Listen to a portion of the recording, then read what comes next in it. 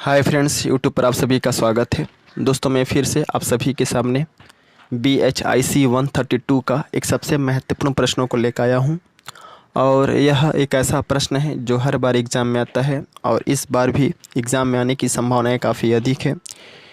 तो आप जो हैं इस प्रश्न को ज़रूर पढ़ के जाइए, क्योंकि जो मैं प्रश्न बताने वाला हूं यह प्रश्न प्रीवियस ईयर के प्रश्न पत्र में लगभग 3 से 4 बार पूछे जा चुके हैं और इस बार भी 100 में 110% संभावनाएं हैं कि यह प्रश्न एग्ज़ाम में आ जाए। तो आप इस प्रश्न को ज़रूर पढ़ के जाइए, क्योंकि जो मैं प्रश्न बताने जा रहा हूँ ये काफ़ी ज़्यादा इम्पोर्टेंट है। एग्ज़ाम में प्रश्न आता है कि चोल प्रशासन पर एक टिप्पणी लिखें। ओके, तो सबसे पहले इसके अंतर्गत लिखना है कि चोलों का साम्राज्य 9वीं शताब्दी से 13वीं शताब्दी तक रहा था और उनके प्रशासन का प्रमुख केंद्र कावेरी घाटी में रहा। कहाँ पे रहा? कावेरी घाटी में, जिसे प्रायद्वीपीय दक्षिण भारत में शक्तिशाली राजा माना जाता है। चोल प्रशासन व्यवस्था एक जटिल नौकरशाही व्यवस्था पर आधारित थी। जो चोल प्रशासन व्यवस्था थी वह एक जटिल नौकरशाही व्यवस्था पर आधारित थी और इसमें राजा ही प्रशासन का प्रमुख होता था। चोल राजाओं के अनेक अभिलेखों से यह मालूम होता है कि चोल राजाओं में असीमित शक्तियाँ थीं। यहाँ पे होगा सीमित शक्तियाँ थीं। इसी कारण चोल राजाओं को प्रशासन के विभिन्न प्रमुखों से उन्हें परामर्श लेना पड़ता था। कहने का मतलब यह है कि जितने भी चोल राजा थे, उन राजाओं के पास जो शक्तियाँ होती थी वह सीमित शक्तियाँ होती थी। इसलिए शक्तियाँ सीमित होने के कारण अगर मान लीजिए उनके शासन में कोई कार्य करना हो या कुछ अलग शासन का कार्य करना हो, तो उसे उस डिपार्टमेंट के उस विभाग के जो प्रमुख होते थे उनसे परामर्श लेना होता था, क्योंकि उनके पास तो शक्तियाँ क्या थी? सीमित शक्तियाँ थीं। सीमित शक्तियों के अभाव में वे सभी कार्यों को नहीं कर पाते थे, इसलिए उन्हें हर एक विभाग के प्रमुख से जो है परामर्श लेना होता था। ओके, यही बोलना चाहा है। चोल राजाओं के अनेक अभिलेखों से यह मालूम पड़ता है कि चोल राजाओं में सीमित शक्तियाँ थीं। इसी कारण चोल राजाओं को प्रशासन के विभिन्न प्रमुखों से उन्हें परामर्श लेना पड़ता था। चोल राजाओं में उत्तराधिकारी का नियम निश्चित था। चोल राजा अपने शासनकाल में ही अपने उत्तराधिकारी का नाम घोषित कर देता था और उस उत्तराधिकारी को युवराज कहा जाता था और वह युवराज शासन के विभिन्न क्रियाविधि को समझने का प्रयास करता। अगर किसी कारणवश उसे कुछ दिक्कत होता या कुछ परेशानी होता तो वह अपने पिता से परामर्श लेता था। कहने का मतलब यह है कि जितने भी चोल राजा थे वे अपने शासनकाल के दौरान ही अपने उत्तराधिकारी का नाम घोषित कर देते थे, जिसे इतिहास में कहा गया युवराज।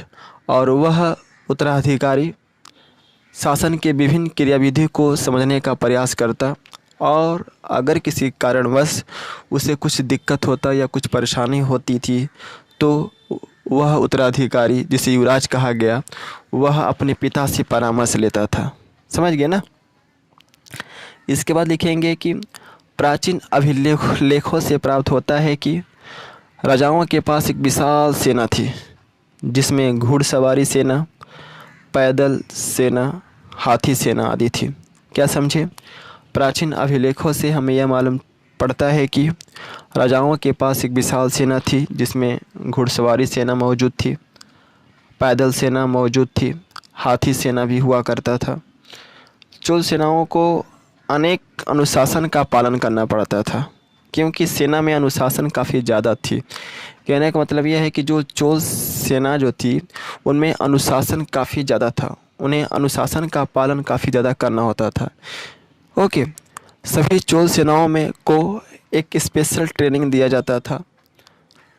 अश्व सेनाओं के लिए स्पेशल घोड़े को खरीदा जाता था ताकि उसे किसी प्रकार का दिक्कत परेशानी ना हो। कहने का मतलब जो अश्व सेनाएँ थी, यानी जो घोड़े का जो सेना था, उन सभी घोड़ों को एक स्पेशल ट्रेनिंग दिया जाता था ताकि किसी भी युद्ध के समय या किसी भी विकट परिस्थिति के समय उन्हें किसी प्रकार का दिक्कत परेशानी न हो। इसलिए अश्व सेनाओं को एक स्पेशल ट्रेनिंग दिया जाता था। समझ गए ना?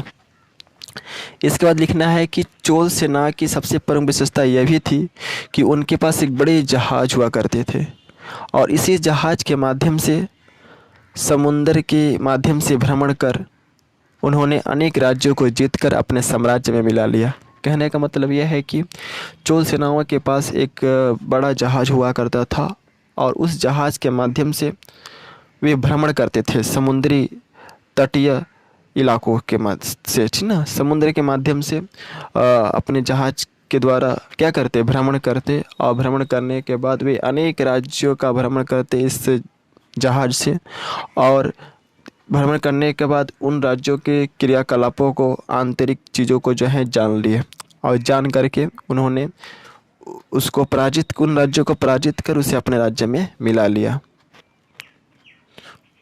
इसके बाद लिखना है कि चोल प्रशासन की यह भी एक विशेषता थी कि उनका स्वयं का स्थानीय स्वशासन होता था। कैसे याद करेंगे? चोल प्रशासन की यह भी एक विशेषता थी कि उनका स्वयं का स्थानीय स्वशासन होता था।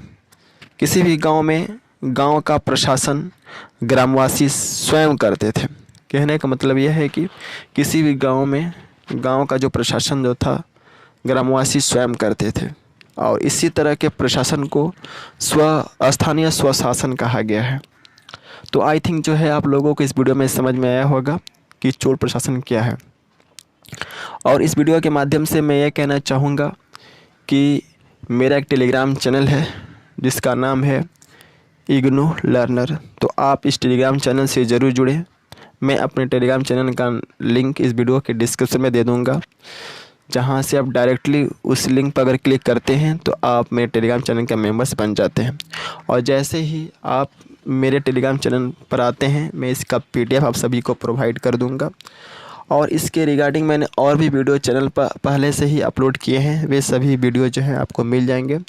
और मैंने इस सब्जेक्ट के अलग से प्लेलिस्ट बना के रखे हैं और उन प्लेलिस्ट में बहुत सारे वीडियो अवेलेबल है। तो अगर आप इन वीडियो को देख लेते हैं तो आई थिंक जो है आप अच्छे से स्कोर कर पाएंगे इस सब्जेक्ट में।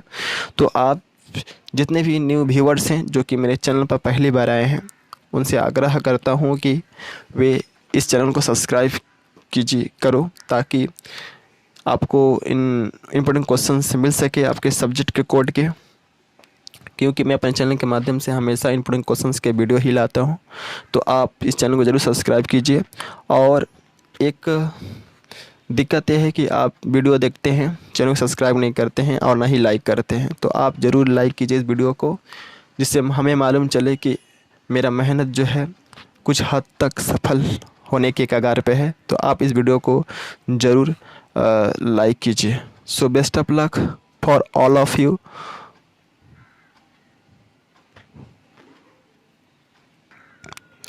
for your exam and thanks for watching my video. Jai Hind, Vande Mataram.